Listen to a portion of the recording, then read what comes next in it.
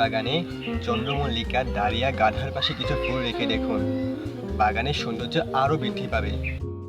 কিশোরের ফুল সেটা আবার কি, কোথায় পাওয়া যায়, কিভাবে বড় করা যায়, এই সব প্রশ্নের উত্তর আজকের ভিডিওতে দেব।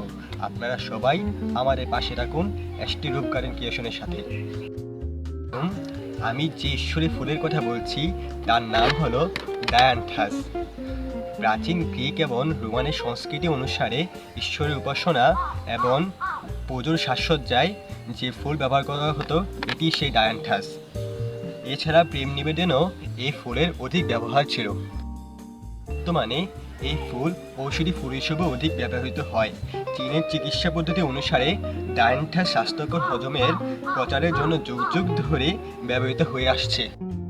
পাতা ত্বকের জ্বালা এবং ফোড়া নিরাময়েও খুব সাহায্য করে থাকে।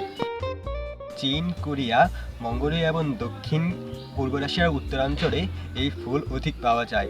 এই ফুল কেরোফিলাসি পরিবারের অন্তর্গত একটি ফুলের উদ্ভিদ, যা সাদা, গোলাপি এবং লাল রঙের বিভিন্ন বাহারি রঙের হয়ে থাকে, যা আপনার বাড়ির বাগানকে আরও সৌন্দর্য করে তুলবে।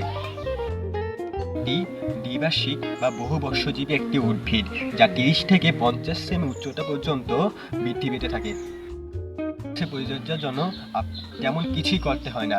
এই ফুল গাছটিকে দিনে 3 থেকে 4 ঘন্টা রৌদ্র আসে এমন স্থানে রেখে চাষ করুন।